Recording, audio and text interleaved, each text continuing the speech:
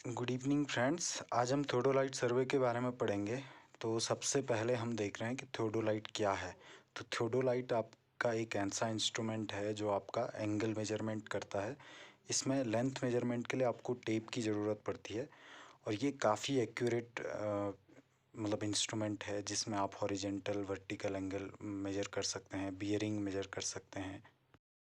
हमारा है next transit theodolite. तो ट्रांजिट थियोडोलाइट वो है जिसका आप जो टेलीस्कोप है उसको 180 डिग्री रिवर्ट कर सकते हैं, घुमा सकते हैं।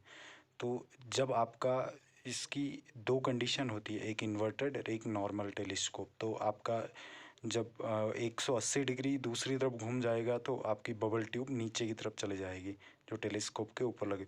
नॉन ट्रांजिट थियोडोलाइट हो गया जो आपका ट्रांजिट नहीं कर सकता है, मतलब जिसका टेलीस्कोप एक ही कंडीशन में रहेगा, आप उसको घुमा नहीं सकते दूसरी तरफ।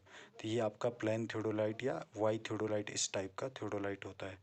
हमारे पार्ट हैं थियोडोलाइट के, उसमें पहला है आपका टेलीस्कोप। तो टेलीस्कोप आपके स्पेंडल पे लगा होता है एज अ हॉरिजेंटल एक्सिस या ट्रूनियन एक्सिस। और ये आपका इंटरनल फोकसिंग टेलीस्कोप भी हो सकता है और एक्सटर्नल फोकसिंग भी, लेकिन मोस्टली आपका इंटरनल फोकसिंग ही यूज़ किया जाता है।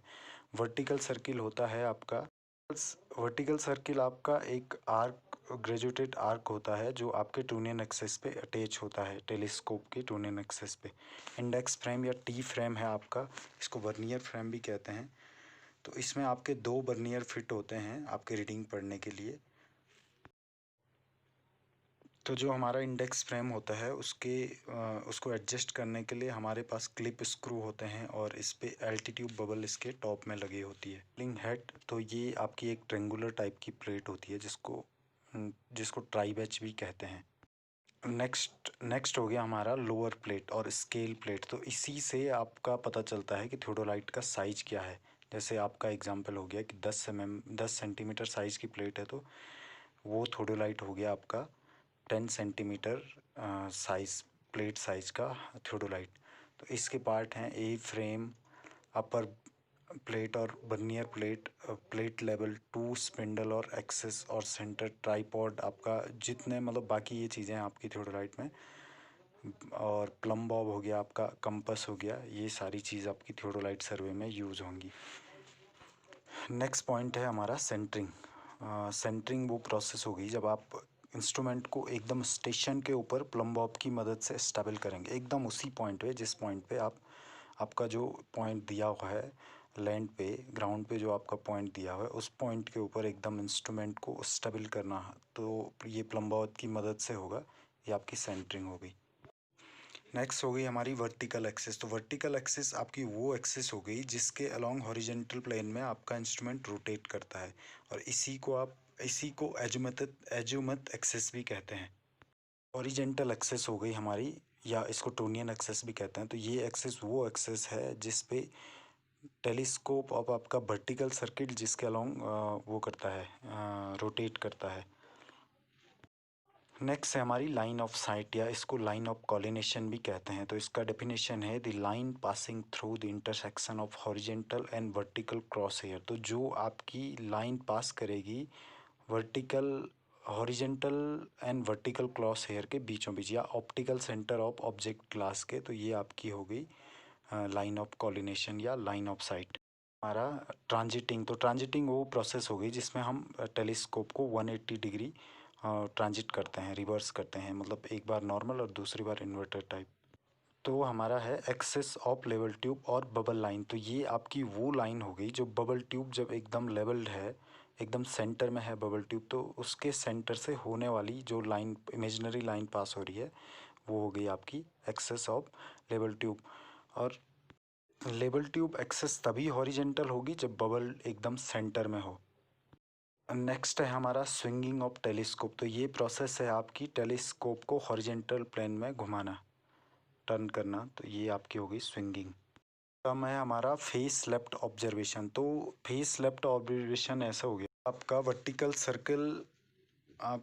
सर्किल आपके लेफ्ट साइड में होगा ऑब्जर्वर के, तो फेस लेफ्ट हो गया। और इसी तरह से फेस राइट ऑब्जर्वेशन हो गया, जब वर्टिकल सर्किल ऑब्जर्वर के राइट साइड में होगा तो आपका ऑब्जर्वेशन फेस राइट ऑब्जर्वेशन हो जाएगा।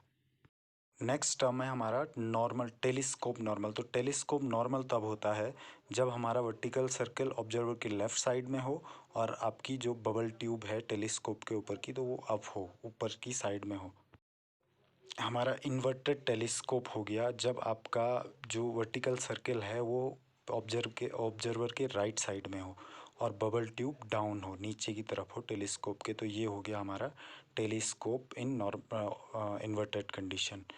चेंजिंग फेस, हमारा चेंजिंग फेस हो गया जैसे हम एक फेस से, पहले हमने राइट फेस से ऑब्जर्वेशन लिया, फिर हम लेफ़्ट फेस से ऑब्जर्वेशन ले रहे हैं, या फिर हमने पहले लेफ़्ट फेस से लिया अब राइट फेस से ऑब्जर्वेशन ले रहे हैं। तो ये हो गया आपका changing of face. Next term है हमारा डबल साइटिंग। तो डबल साइटिंग हम किसी भी जैसे वर्टिकल या हॉरिजेंटल एंगल को दो बार नापते हैं। एक बार हम टेलीस्कोप इन नॉर्मल कंडीशन और एक बार टेलीस्कोप इन इन्वर्टेड कंडीशन। तो ये हो गया आपका डबल साइटिंग, दो बार किसी भी एंगल का मेजरमेंट लेना, किसी भी रीडिंग को दो बार लेने के लिए दो तरह से आपका मेजरमेंट लेना, एक बार इन्वर्टेड एक बार नॉर्मल कंडीशन में। तो ये हो गया डबल साइटिंग। नेक्स्ट होती है हमारी इसमें फंडामेंटल लाइंस। तो फंडामेंटल लाइंस होती हैं vertical axis, horizontal axis, line of collimation, altitude level axis and plate level axis. तो ये हमारी 5 फंडामेंटल लाइंस होती हैं थियोडोलाइट में। नेक्स्ट है हमारा, जब हमारा थियोडोलाइट इन प्रॉपर एडजस्टमेंट में होता है तो हमारे पास 4 कंडीशन होती हैं। जैसे पहली कंडीशन होगी the axis of plate level is perpendicular the axis of vertical axis. जो हमारी प्लेट लेवल एक्सिस होगी वो आपके परपेंडिकुलर होगी वर्टिकल एक्सिस के। दूसरी कंडीशन है the horizontal axis is perpendicular the vertical axis. दूसरा है हमारा हॉरिजेंटल एक्सिस हमारे वर्टिकल एक्सिस के परपेंडिकुलर होगी। तो अगला है हमारा the line of collimation axis at right angle to the horizontal axis. तो जो आपकी लाइन ऑफ कॉलिनेशन है वो भी हॉरिजेंटल एक्सिस से राइट एंगल पे होनी चाहिए। अगला है the axes of altitude level is parallel to the line of कॉलिनेशन। तो जो हमारी एल्टीट्यूड लेवल की लाइन है, एक्सेस है, वो आपकी लाइन ऑफ कॉलिनेशन के पैरेलल होनी चाहिए। ये हमारा जो क्लैंप हैं, टेंजेंट स्क्रू हैं, उनके यूजेस, वो कैसे फंक्शनिंग होती है उनकी। तो हमारा पहले हम क्लैंप स्क्रू देखेंगे। When the upper clamp screw is tight but lower clamp screw is loose, the instrument rotates on outer axis without any relative movement between plate. The vernier readings do not change. जब हमारी अपर clamp screw बंद होगी और lower clamp screw खुली होगी तो हमारा जो इंस्ट्रूमेंट है वो आउटर एक्सिस पे बिना किसी रिलेटिव मूवमेंट के इनर एक्सिस के घूमेगा और इसमें आपकी वर्नियर रीडिंग चेंज नहीं होगी। अब जब हमारा लोअर क्लैंप स्क्रू टाइट होगा और अपर क्लैंप स्क्रू लूज़ होगा तो इसमें आपका जो इंस्ट्रूमेंट है वो रोटेट करेगा इनर एक्सिस पे और इसमें आपका रीडिंग चेंज होंगी, इसमें वर्नियर रीडिंग चेंज होंगी। तो जब हमको जैसे मेजरमेंट लेना है तो हमको लोअर क्लैंप स्क्रू को टाइट करना है और अपर क्लैंप स्क्रू को लूज़ करना है। हमारे दोनों क्लैंप स्क्रू बंद रहेंगे, लोअर क्लैंप स्क्रू भी और अपर क्लैंप स्क्रू भी। तो हमारा इंस्ट्रूमेंट रोटेट नहीं करेगा किसी भी तरह। और इसी तरह से हर क्लैंप स्क्रू के लिए एक टेंजेंट स्क्रू होता है, मतलब लोअर के लिए भी एक टेंजेंट स्क्रू होता है और अपर के लिए भी। तो ये आपके जो बहुत छोटे मूवमेंट हैं, हल्के मूवमेंट एडजस्टमेंट के लिए, तो उनके लिए किया जाता है आपके टेंजेंट स्क्रू का यूज़। आगे हम देखेंगे टेम्परेरी एडजस्टमेंट ऑफ थियोडोलाइट।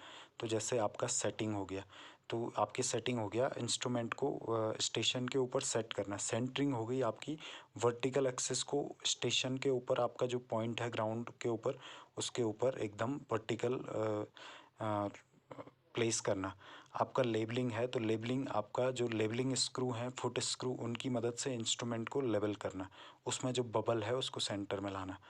तो जो पैरालैक्स की कंडीशन है वो तब अराइज होती है जब हमारी इमेज, जो ऑब्जेक्ट लेंस इमेज फॉर्म करता है वो क्रॉस हेयर के प्लेन में नहीं होता है। तो इसको दो तरीके से, दो स्टेप में इसको एलिमिनेट किया जाता है। तो ये है आपका पहला, जो आपकी आईपीस है उसको डिस्टिंक्ट विज़न के लिए फोकस करना। दूसरा है आपका, दूसरा हो गया हमारा जो आपका ऑब्जेक्ट लेंस, ऑब्जेक्ट लेंस है उसको फोकस करना कि आपकी जो प्लेन ऑफ क्रॉस हेयर है उसमें आपका ऑब्जेक्ट का इमेज फॉर्म हो जाए। नेक्स्ट है हमारे परमानेंट एडजस्टमेंट ऑफ थियोडोलाइट। तो ये हो गया एडजस्टमेंट ऑफ प्लेट लेवल। तो इसमें जो प्लेट लेवल का एडजस्टमेंट ऐसा होता है कि आपका जो बबल एक्सेस है, प्लेट बबल एक्सेस, उसको परपेंडिकुलर करना है वर्टिकल एक्सेस के। उसी तरह adjustment of line of site. तो इसमें जो आपकी लाइन ऑफ साइट है उसको, वो ऑफ साइट का जो एडजस्टमेंट होता है वो इस तरह से होता है कि जो आपकी लाइन ऑफ साइट है वो ऑप्टिकल एक्सिस को कोइंसाइड करनी चाहिए। आपका तीसरा है एडजस्टमेंट ऑफ हॉरिजेंटल एक्सिस। तो हॉरिजेंटल एक्सिस परपेंडिकुलर होनी चाहिए वर्टिकल एक्सिस के। तो ये आपका थर्ड परमानेंट एडजस्टमेंट हो गया। अब नेक्स्ट एडजस्टमेंट है adjustment of altitude level and vertical index frame. Method of angular measurement by theodolite. तो ये आपका जो है आपका पहला रिपीटेशन मेथड है। तो ये एक ऐसा मेथड है जिससे आपकी काफ़ी एक्यूरेसी से काम होता है। जैसे आपको ए ओ बी एंगल नापना है तो हम इसको नापते हैं इस काफ़ी बार, जैसे 0 से 30 पे, फिर वापस आए, फिर 30 से 60, फिर 60 से 90, फिर 90 से 120, और हमारा जो ए ओ बी एंगल आएगा उसको 120/4 किया तो 30। तो ये आपका काफ़ी एक्यूरेसी आती है इस मेथड से। तो रिपीटेशन मेथड के से हम इन जैसे error due to eccentricity of vernier, error due to in adjustment of line of collimation और error due to inaccurate graduation of eliminated by taking reading at a different part of circle. तो हम इन errors को दूर कर सकते हैं repetition method से। नेक्स्ट मेथड है हमारा रीट्रेशन। जो रीट्रेशन मेथड है इसको मेथड ऑफ सीरीज़ भी कहते हैं। तो इसमें जैसे आपने किसी ओ पॉइंट से एंगल लेना है, तो ये एक कॉमन वर्टेक्स हो गया ओ, और आपको इसके 360 चारों तरफ के एंगल लेना है। तो इस टाइप के मेजरमेंट के लिए ये बहुत बेस्ट मेथड है, क्योंकि इसमें आपका आप 0 से 360 तक पूरा एंगल मेजरमेंट करोगे। तो जब आप फाइनल आओगे तो अगर आपका 360 आ जाता है 0 से स्टार्ट करने के बाद, तो आपका जो आपने मेजरमेंट लिया है उसमें पूरी एक्यूरेसी है।